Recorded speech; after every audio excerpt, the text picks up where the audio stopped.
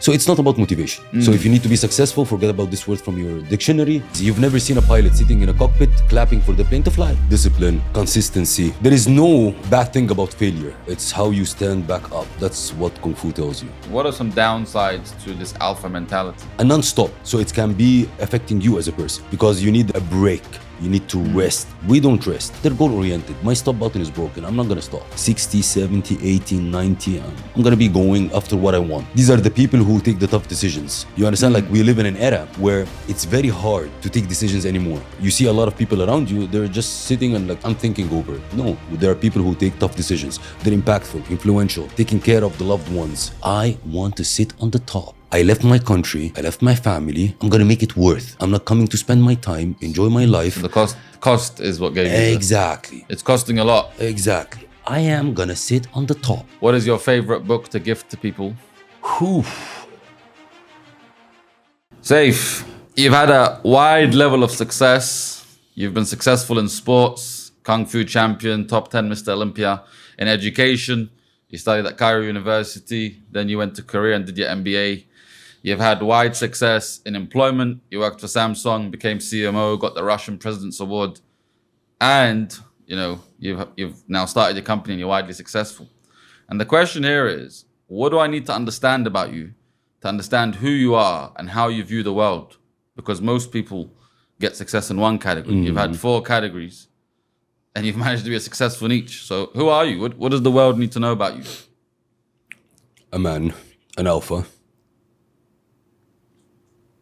Wow, that's an interesting question. Assertive person, stubborn. I don't settle. I don't like my comfort zone.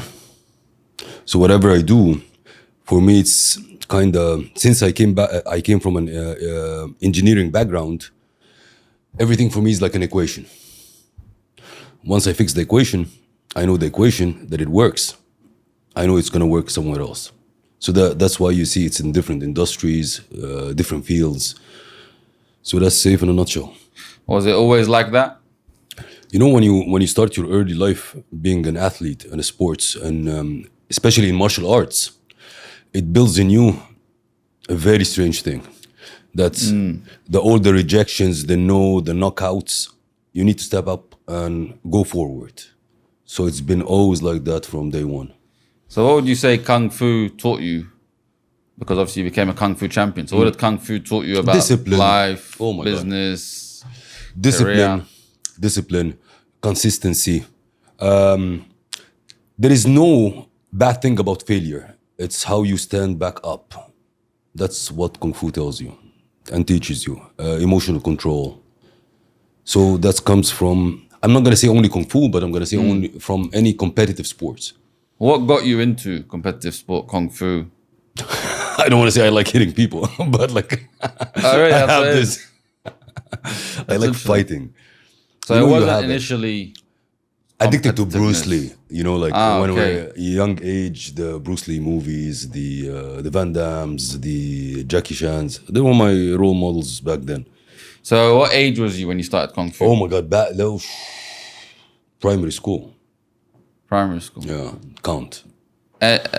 So who was Seif in school? Because I can imagine you did Kung Fu, gave you some confidence physically. So who was you at school? You know, totally not that character that sits in front of you. Meaning, I was an absolute nerd about sports, but absolutely know nothing about life and not interested about it. In a sense of, I do my sports, I exercise three, four times a day, do my practices, meet my friends. But if you talk about, for example, education, it was not on my map at all. So in those days, what did you think you would become, or who would you be? An absolute professional sportsman. Got it. So that was the dream: do absolute Kung Fu, become a professional sports person. Absolutely. Training people afterwards, so on and so forth. But nothing towards academia at all. And then there was a turning point in my life that switched things upside down. So tell me about not just what was the switch, but tell me a moment where you were sitting down in a room somewhere and you was literally, you was enjoying sports, you was Kung Fu champion, and there was a moment that it clicked for you. You know what? I'm gonna go this way, start education, study at Cairo University. I have a cousin, same age, exactly the same age. And you know from our culture that education is important. So if you're not gonna excel in education, at least pass. So I had a Yes. cousin same age. So I used to sit with her before exams to take me through the materials. Like, I just want to pass. And I remember that day I was sitting with her, she's studying, we were studying, and then my aunt came in and said like, stop wasting time with this idiot. Your auntie said that to her daughter. Yeah, in front of my face. My aunt is my mother, my second mother. So it's just, you know, it's like a slap. And this switched everything in me. That moment, I left them. I went back to my place, locked the room on me, stopped sports. And here the switch happened. I became top of school, went to the best university in Egypt, and things completely changed. So, correct me if I'm wrong, but it sounds like that competitiveness in you was attacked. You True. can't do it. Exactly. You know, this stupid idiot, leave him out. And then you kind of had a switch where it said, let me show you who the idiot is. Exactly. You know, I'll tell you something very interesting. And you know, when you reflect, I'm 41 now. When I reflect on my journey, every pivotal moment in my life happened that way. Every pivotal moment. So I wrote a book. It's called Unleash the Alpha. And the theme in it is watch me. So whenever something happens in that way, it's the switch clicks and That competitiveness. exactly. So you always kind of had that competitiveness heart. You just needed it to be guided towards someone telling you can't do that. True. So you'd mastered sports and you felt comfortable there, but then education, someone was attacking you, quite Exactly. literally, and you thought, watch me. Let me show you. And you know, without a fight back and without whatever, step back, the results will show.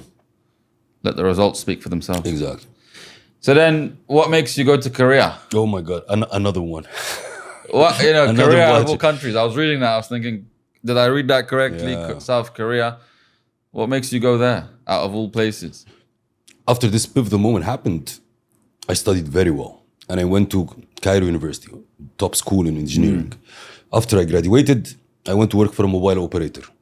Okay? It's Orange, exactly. Yeah. And it was a year. And within, I was good, comfortable, happy, friends, salary, top employee at that time as well.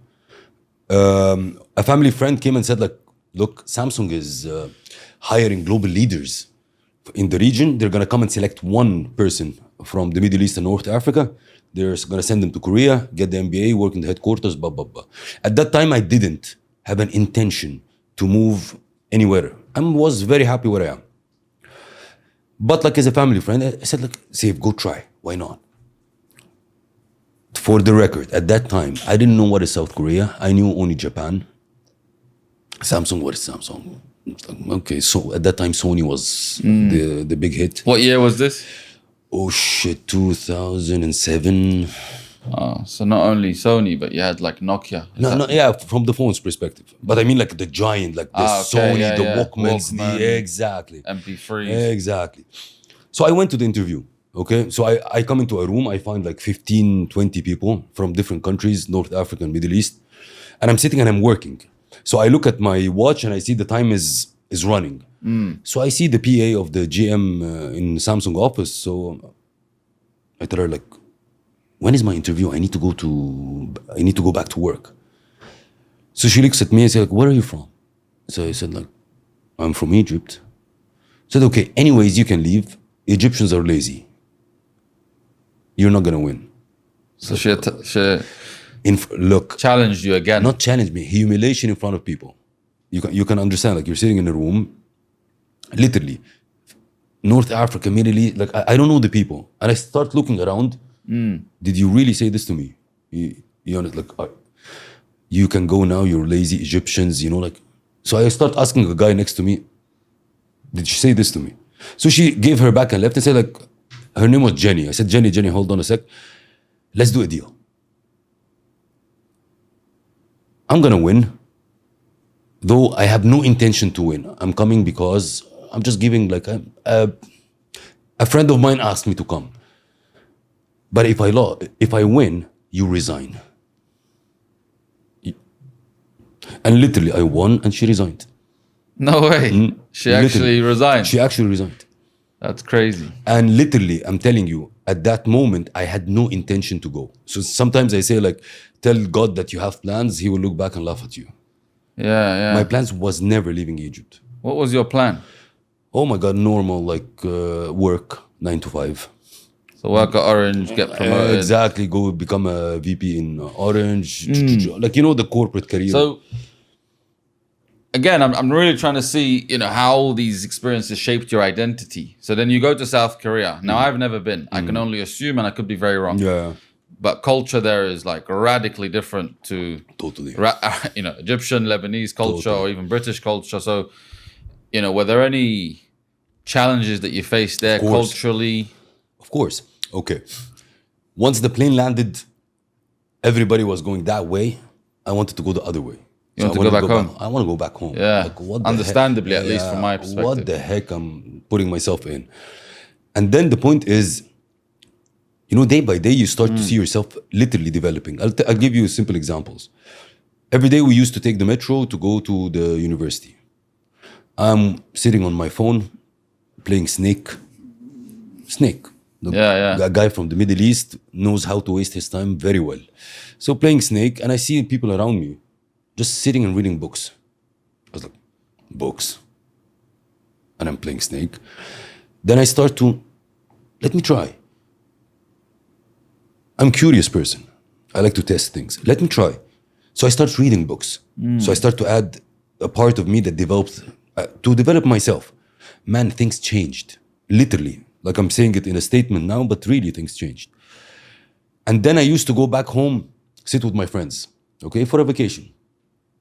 I see the level of communication is different. Like I'm talking about like business, the ideas, my friends at that time, who's my girlfriend, what we're gonna do, what party we're going. You know, the gap, you start to see the gap in intellect becoming very big. And I got stuck. And I said, I'm not gonna go back again. You understand? Like I see the level that I'm developing so much and I'm becoming proud of myself. Versus when I go back home with my peers, exactly, I see the gap is huge. No, I'm gonna continue my journey. So the culture hit is the food, for example. Like you have to adapt to that. They eat some good stuff, let's put it that way. They eat good stuff, but different than us. Then the way that they perceive Arabs and brown skin, that's another thing. So if you're not white or American, you are. So you need to prove yourself. Immigrant mindset, you put yourself, I'm gonna be the best. And literally, I had to put in the work, I had to put in the effort to, I wanna say, shine over there, to be visible to them. No, this guy is good. Regardless his like nationality, his background, this guy is good. And by the time I left Korea, it was an amazing, I would say, period in my life. I was a type of a guy that even the people in the headquarters didn't want me to leave because I had to prove myself so much and I'd be a critical, I would say, a critical pillar in the organization over there. Then when I was leaving, it's not easy for them and for me as well. Yeah, because you built such a strong foundation there. So Absolutely. It's quite interesting actually, because you said initially you was playing Snake, and I always say, your environment is actually stronger than your willpower. True.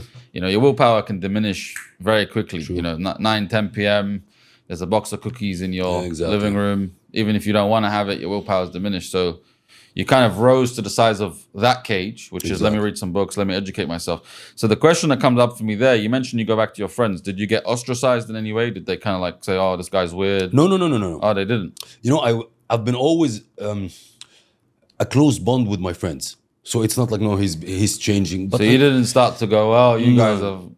But you see that the conversation is not interesting anymore for me. Like, so I was going 2 times a year back to Egypt. Then I started to go 1 time. Then maybe a year I skip. You understand? Like, because I don't see a big value besides seeing my family. Are you still friends with those people now? Of course, till now. What is the joy in sitting with those people now? My friends, that's like brothers. The joy is brothers. I know they have my back regardless what happens. It's pure, it's authentic. You You understand this? It's not Yeah, transactional. the reason I'm asking that question is because we have a very similar story. Me, I used to be in a very different space, put it that way, and I still have friends till now that honestly, if I met them today, we would never be friends because we have technically nothing in common. But honestly, nothing can put like a genuine laugh in my stomach, Exactly. like sitting with them. And for most people, I even sometimes sit with them and think, if some of my clients knew we were friends, they would be seriously confused. True. But that's priceless for me. So I'm curious, is that priceless for you? Exactly. What price would you put on those brotherhood No. It's relationships? It's absolutely priceless. These are the people that we can go 3-4 months as we don't speak, but when we have a call, it's as if we're like Back in the day. yeah, just like with white hair. Let's put it that way. Nice. There's something here about brotherhood, and the relevance and the importance and the urgency of brotherhood. How relevant is that to the alpha mindset or the alpha mentality to have a strong brotherhood like we just described? We live in an era that I would say proper circle of community is not yet, it's not available anymore. Okay, this brotherhood or sisterhood or familyhood, it doesn't exist anymore. Okay, because life became so fast, became so transactional, so you lose this part. But if I connect it to what is the alpha mindset, because a lot of people get it wrong, what do I mean by the alpha in general? So if I put it in a very like a nutshell, for me it's not about the dominance, the egocentric, the we're the alphas that we know. Okay, back in the days. No, I'm talking about the modern alpha. It's actually men and women, so it's not a men dominated thing. These are the people who, I would love to say, like, their stop button is broken. They're goal oriented. My stop button is broken. I'm not gonna stop, regardless. Like 60, 70, 80, 90, I'm gonna be going after what I want. These are the people who take the tough decisions. You understand? Like, we live in an era where it's very hard to take decisions anymore. You see a lot of people around you, they're just sitting and like, I'm thinking over it. No, there are people who take tough decisions. They're impactful, influential, taking care of the loved ones. These are the traits of the modern alpha, not the dominance, the arrogance. Going back to the brotherhood. So alphas protect the community, build the community, the authentic community. So of course, brotherhood, sisterhood, whatever, in the community is very important. Not for an alpha, for a human being. We are social animals at the end of the day. So if you remove the part of the social from it, you're going nowhere. What are the downsides, if any? I'm not saying there is, but if there was any, what are some downsides to this alpha mentality? Downsides? Yeah. You're a non-stop. So it can be affecting you as a person. Because you need a break. You need to rest. We don't rest. That's why when I said, like, I started with, our stop button is broken. We don't stop. We go from one thing to another, from one thing to another. So it's going to be hectic on you. That's a downside. And it's going to be hectic on the people around you. So my wife sitting with me is with me in everything that we do. Because if we're not, she's going to be seeing her husband on somewhere and no rest, no time, you understand.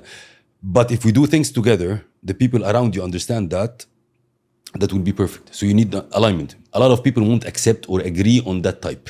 So you're not necessarily looking for the cliche work-life balance. Doesn't You're exist. kind of like aligning, integrating everything. And yeah, you're right. Yeah. Your wife is here.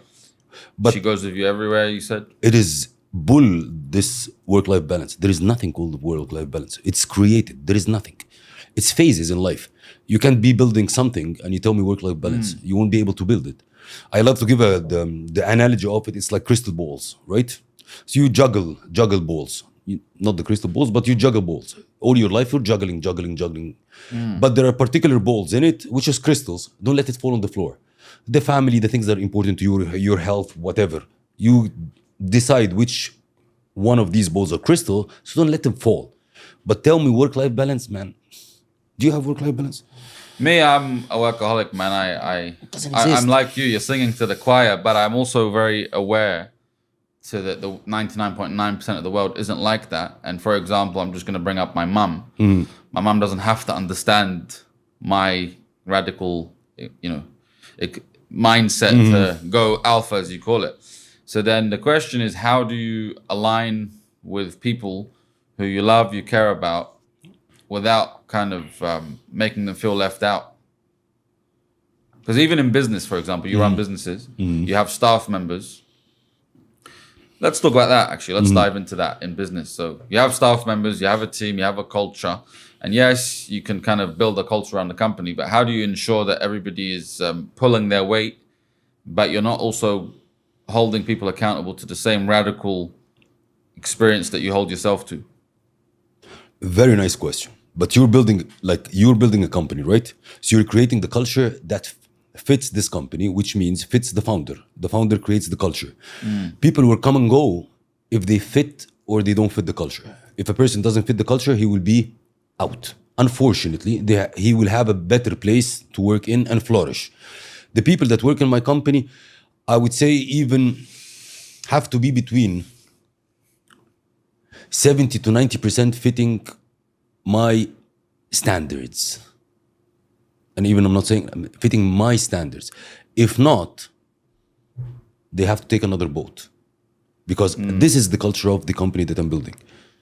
So it's not like I'm pulling them, I'm pushing them. No, you have some character attributes and you fit the culture. So you're going to be with me in this journey. If you don't have another journey. There is no issues at all. What is your selection criteria? Because here's where my mind is at. I'm thinking about the extension. So for example, let's say you come to hire, person X.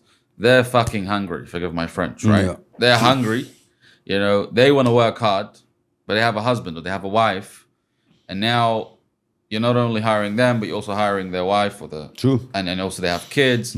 So now if all ducks aligned, they will be willing to kind of be radical, 90-hour weeks or even less or whatever is what's required. Might not be hours, it might be effort. So how do you what's your selection process towards filtering out the people that are just not going to be a good fit versus people that can stay with you long term and build with you? Okay. I'm a guy that filters in a very basic way a couple of things. You're not a box mover. So you have a wife, you have a husband, that's your life. And your family becomes my family at the end of the day. But you're not a box mover. So you're in my company means you add value. Okay. You know the type of people that you tell them to do something, they just send you back the feedback of the other person. So these are box movers. I don't want box movers in my organization. The second thing is the people that I did my best. I'm not interested in your best. I'm interested in the results. So you want to work from 9 to 5, but make sure that you deliver me the results, not your best. I say this to people that work for me, and I say, listen, we're not here to do the work. We're here to get the job done. Exactly. Because a lot of people turn around and go, but I did the work. Exactly. And I don't give a shit about your work. I care about getting the job done. And some people, I'm thinking of someone that I was working with. He just wouldn't get it, man. True. I kept explaining to him, listen, we're here to get the job done, not do the work. If I want someone to do the work, I get my little sister. She's 12. 100%. She can probably do the work. So the question then is, how do you, because I love that actually. So I want to think about that for a second. I want to give a perspective to the people listening because it can really add value. For example, you're working for a company and your job is to get deals. Let's put it, get deals. So you're going to say, for example, I sent 15 emails. I did my best. I sent 15 emails. It doesn't matter how many deals you did. So it's not by doing the thing that I did my best, because in your journey and my journey, we heard it a lot. I work a lot. I work hard. Well done. You have to do that. But the critical thing is, did you get the job done? Did you get the result? It's not like you send 100 emails. No problem. I don't care. I care. How many did you close? So the critical thing is critical thinking. Exactly. Right? Exactly. Did you get the result or not? So don't be a box mover. Always add value, especially if in your corporate, somehow the corporate structure makes you positioned in a way that you're a box mover. Let me tell you an example. I send this to an agency. The agency send the feedback. You gave me the feedback. I don't need you. Now you're acting as a box mover. You don't add value, so you will never grow. So you need to add value in this phase. Either adding comments to the agency, adding more ideas, add value. So add value and focus on results rather than your hard work. You mentioned something really powerful, which is corporate.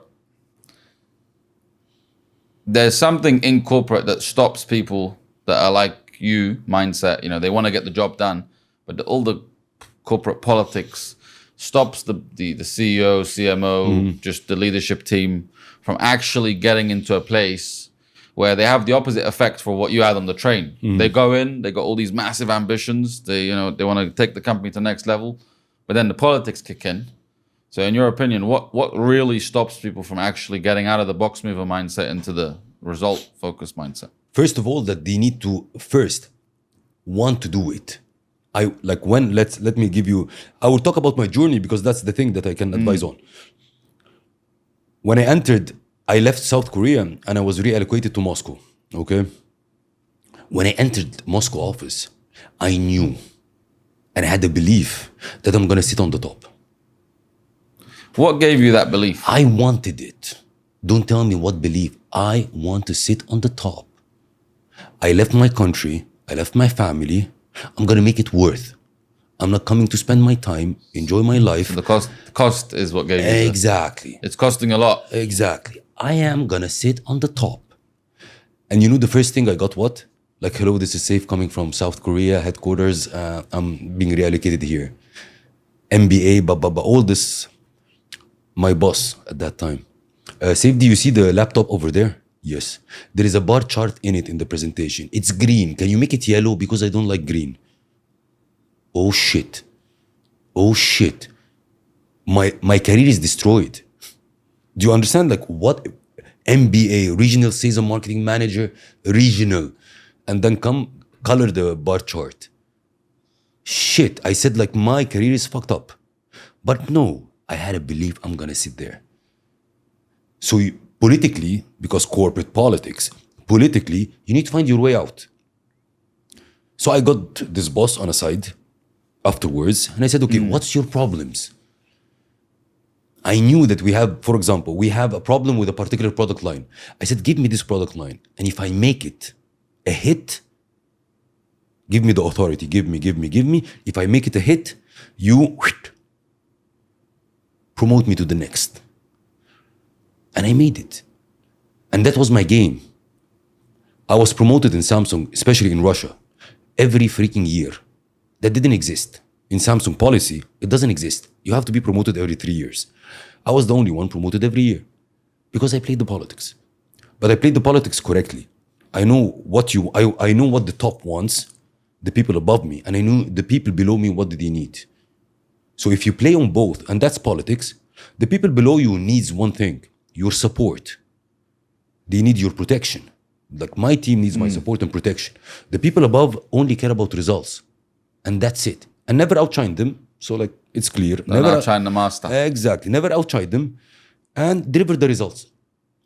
And it gave me a career, the youngest CMO in Samsung Global. Yeah. When I listen to these stories, the way my mind works is I understand something called the law of polarity, right? If something goes up, something else has to go down. And for people that listen to this, the goal is not really tactics and strategy. It's usually kind of understanding people like yourself have been through sacrifices. They didn't just land one day out of a moon.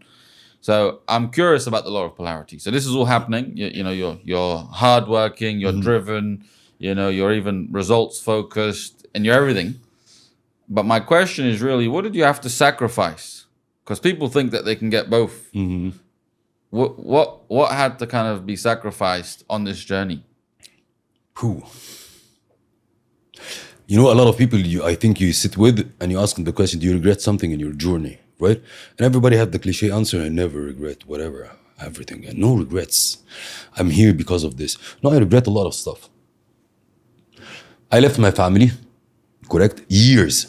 And you cannot buy this time back. Whatever you succeed, you cannot buy this time back. So I regret leaving my family at that time. So that's the biggest regret and sacrifice I did, besides as well my health.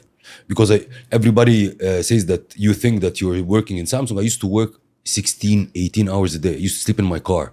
I go to the office, then I go sleep in my car, sleep 2 hours, go back. So your health. The thing is, I would love to mention, when you're young, I was the youngest CMO in Samsung. So it means I grew very fast at a very young age. So I was hit. I was hit with my ego. My ego went so high that at early 30s, I run $3 billion organization on the news everywhere. Here you go. My ego. I can conquer the world. I know everything. I know the equation. And I took the slap. Because what happened is when when your ego kicks in, you start to be what? Blinded. Yeah. So all what I was telling you. You get over infatuated. Absolutely. I stopped listening to advices, opinions, to the people that supported me to grow. I didn't grow myself. I grew with my people. I didn't hear them. I didn't speak to them. I thought like I'm the king. I'm like early 30s. And then the slap hits. So that's a cost as well. That you need to be grounded at the end of the day. Like no matter what success and failure happen to you, at the end of the day, you need to be grounded. Reflect. Speak to yourself. Have you made any amends? Of course, man. I humbled so much. Yeah. Humbled so much. Literally. I'm curious, because obviously while I was kind of doing my research for this, I'm curious how much of your father's influence led to your identity, you know, because he's also a chairman as well. Mm-hmm. How much of your father's influence kind of created this pull in you? My father has been always a workaholic, a result-driven, a person that I look up to. So of course he taught me a lot in my journey, and I see him as a role model. But I would say the best teacher was the journey itself, the life. So he didn't try and give you textbook knowledge. He kind of let you go wisdom. Go on and wisdom. Wisdom. He was always telling me, like, based on his, like, I'll tell you a very simple example. When I left Samsung, it was very strange feeling for me. Okay, like in like a CMO, $3 billion company, more than 600 people you're managing, and then the next day you're out of Samsung, out of corporate, out of the chair, and man, your phone didn't ring a fucking ring. Like, what the fuck? Yeah, it's a huge transition. It was very strange for me at that time. So when I was speaking to him, I said, like, what is that? And my phone usually don't stop ringing. Everybody's like, with all the respect to the thing, kissing my whatever. The next day, the phone didn't ring. Nothing. Zero. Do you understand? So I said, look, Seif. That's a wisdom thing. It was for the chair. It's not you. But you know, wisdom thing rather than pushing. I remember the day that I told him, okay, I'm moving from South Korea to Russia. And he said, like, what the F? You're going where? Come back home and work in the family business. Because Russia at that time, the media portraying it is the mafia thing and blah, blah, blah, blah, blah, blah. From a wisdom perspective rather than the textbooks. So these are like my relationship with my father. The important part is the journey and asserting yourself in situations. Asserting yourself to go outside of your country. Asserting yourself in different cultures. Asserting yourself in situations that you believe that you can manage and succeed in that. It's very interesting. So you've basically answered some of this question, but you said something. You said he did say come back and work in the family business. Yeah. I mean, at that point, you already had the external validation. You reached the top of Samsung. In that moment, what was next? What prevents you from going back to the family business, spending time there, growing that, and just kind of, it's not even necessarily the easy way out because business is a gladiator's game, whether it's a family business or Samsung. True. What prevents you from doing that? Like at that point, you've accomplished everything. That call, when he said come back, it was before Russia. Okay, so I didn't accomplish what I wanted to accomplish. Oh, okay, so you still had some. I have my journey. I have my route to go. Back then afterwards, I joined family business for a couple of years, and I stepped back because family business is another ball game. Another ball game from a perspective of if I'm an alpha. Your dad's an alpha. Exactly. I could see that one coming. Yeah, exactly. So it's very hard to maneuver, to manage an organization in that way. Okay, so either you split it, and we had this kind of discussion. Let's split the organization, because we can't be sitting both at the same in the same organization. So that's why. What advice do you have for people in that position? I actually coach personally a few people that are in that position, and they're always kind of, they're not the shot caller, and then we talk about things for 45 minutes and then they can't implement it in the way that they want to do it. What advice do you have to people that are in a situation like that? What's the best kind of, it doesn't necessarily have to mean figuring everything out, but what's the best kind of way to think about maneuvering around the person and their father or the person and their mother in the business? At the end of the day, we are born alone and we're dead alone. The best way, what your gut, I believe in guts more than the analytics and all. So what your guts tell you. Like when I decided to leave the family business, my gut was telling me, Seif, it's finished here. It was only the step to take, okay? To come and have this conversation, it's done. And it's for your good and my good. Take the first step. Don't think a lot. When I'm talking to people in such critical decisions, what stops us is taking too much time to think and then to execute. The more you think, the more you're not going to execute. I'm going to leave it in my head. I'll tell you one thing very interesting. A couple of weeks back, we had a retreat, okay? And in this retreat, I got to know a guy. And I kept thinking, this guy, he's, let's say, a content creator, but at the same time, he has a corporate job. He was proudly saying, I've been 6 years trying to leave corporate job and have my content creation business, like to have it at scale. 6 years? Do you understand that? 6 years? It's heavy. Super heavy. He's successful here, successful, but I'm thinking of a decision for 6 years. Once your gut or whatever, you want to make it logical, do whatever you want. But once you have like a 60% towards a particular direction, take the action, take the step and move. The thing is, I want to kind of double up on this question because you know what? It's very true. What you're saying is actually, action is the medicine. Take the fucking action. True. And people hear that, they'll hear you say that, they've heard me say that in the past, but then they don't. So, what is a tangible, actionable, practical way for them to think? So now we can transition and towards the alpha mindset. How should this person be thinking that's going to allow them to take the action? Because they already know they need to take the action, they're just not. So how do they need to think about it? People, they don't have the courage. That's the point. It's not about the action, it's the courage to take it. You know what you need to do. I don't need to tell you, right? But you need to have the courage to do it, correct? And I usually say to have the courage, it takes 2 seconds. Which means, repeat it to yourself. I have the courage, I have the courage. Hey dad, let's have a meeting today. I need to speak about something critical. It's done. Do you know the people that jump from the planes with parachutes? Do you know the fear comes where? It's not on top, right? When they're on top, there is no fear. The fear, the maximum level of fear is when the plane is ascending, going to the level where they will jump. Have you skydived? Of course, I did. Yeah. But the point is, you need to switch your brains for 2 seconds to be courageous. So if you don't want to make a phone call for sales that you're like, they're going to reject me, shut it off 2 seconds. Hello, again, Dad, we need to make a meeting to discuss about something. The 2 seconds, shut your brains. It is in this decision, critical decisions, in a sales call that you don't want to do it, in a gym that you don't want to go put the things in the bag and move. Take the action. Courage to take the action.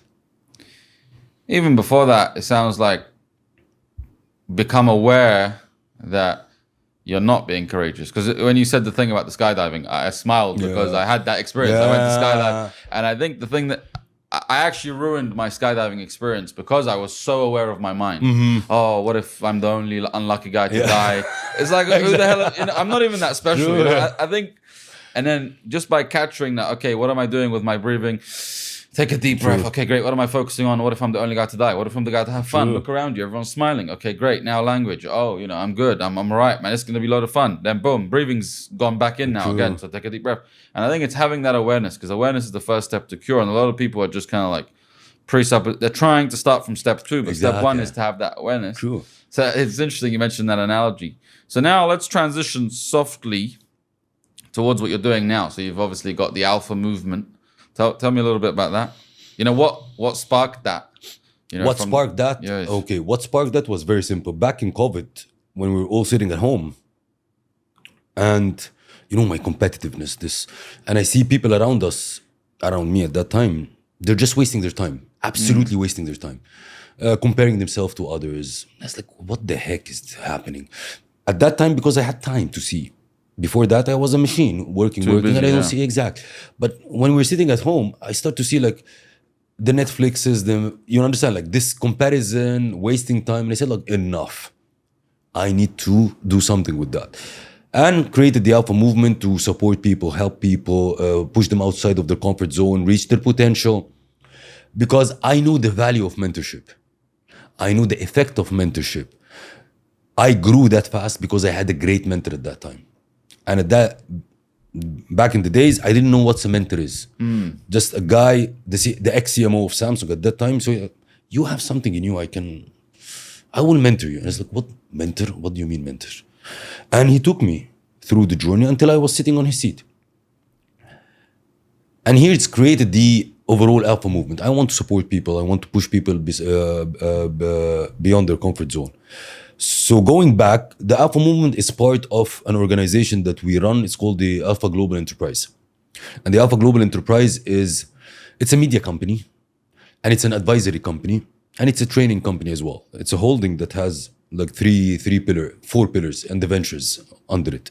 So this is the organization that I run, mainly focus on, because it has the podcast under it. It has the Alpha movement. It has the book series. It has the training platform, and it advises like corporations, like blue chips, in the areas of leadership, operations, HR, management overall. So this is the mother, I would say the mother company. So obviously, you've probably mentored, coached, facilitated workshops, podcasts. You've spoken to a lot of successful people. You must recognize some patterns. Oh shit, yeah. If you had to kind of choose, what are some of the key patterns that people can leave watching this and go, that's what makes me successful, or that's what makes me an alpha? What are the patterns that you've noticed, at least the top 3? Okay, I'll tell you a couple of things so people can relate to. We so much put effort in motivation, like, I'm not in the mood. I need to be motivated, correct? So it's not about motivation. So if you need to be successful, forget about this word from your dictionary. So it's not about motivation. Why I'm saying it's not about motivation, in order to be successful, there is a system and process for it. There is no motivation related to. Which means you've never seen a pilot sitting in a cockpit clapping for the plane to fly, right? Correct? The plane is designed to fly, correct? Yeah, so there is it does an what it does. ecosystem, there is Systematized. exactly. It's a business model, it's a process. So forget about your motivation, forget about the clapping. Focus on, which is modeling. We talked about Tony Robbins, modeling success. People did this before, model them. There is a system for it. This is number 1. Number 2, the overthinkers. Ideas are not tested in your brains. Ideas are tested in the market, which means you cannot sit on the couch, keep thinking about the ideas, and you don't act on it. So if you have an idea, throw it in the market. The market will test it. Okay? So these are 2 main things you need to focus on. Character traits. The majority of the people, the successful people that I sit with, they have 2 common character traits. You need to be curious. You don't take things lightly. You need to be curious about your business, what's happening around you. And the second thing is to be assertive. What do I mean to be assertive? It means you don't step back. You have something, you jump in. I'm gonna fix it. I want to lead it. I want to push it forward. Elon Musk's and the Bezos and all these things, they are assertive. There is an issue, I'm gonna assert myself in it and I'm gonna fix it. Not standing on the sides. So these are, like, I would say, So systematize, give ideas, have character traits that are going to allow you to kind of Sure. exponentially grow. What question do you feel like the listeners want to hear the answer to? If listeners have questions, I would love that they write it to you, you give it to me, and I'll answer it. Is there all a the question questions. you wish I'd asked that I didn't ask? No, you covered the journey in a very nice way. Covered the majority of the topics. No, I loved it. No, nothing missing. So then, last three questions. Number one is, what's one rule or mindset or shift or alpha belief that you think every founder or CEO should have on his desk, even tattooed on his skin if he has to?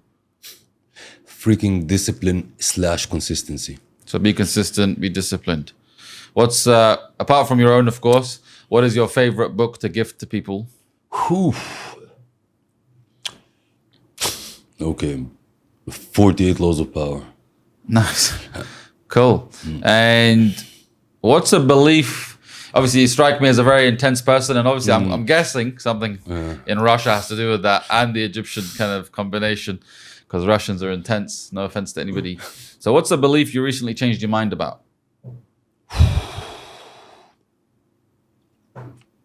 Oh my God. Recently. No, there are a couple, but there is one. I'm not saying that I was the one doing it, but like a belief that you see around, like a cultural belief, which is like the number one is fake it until you make it. Was a very strong belief back in the days. Now it doesn't work. You need to change. The second belief. Everybody, when he says like, I will do it. If you have a belief in yourself 100%, you will do it. That's a belief. But everything happens with what? So you can have all the belief that you want, but everything comes to reality by God's will at the end of the day. So have the belief, but have the faith that God will support this belief. Your belief on your own is not enough.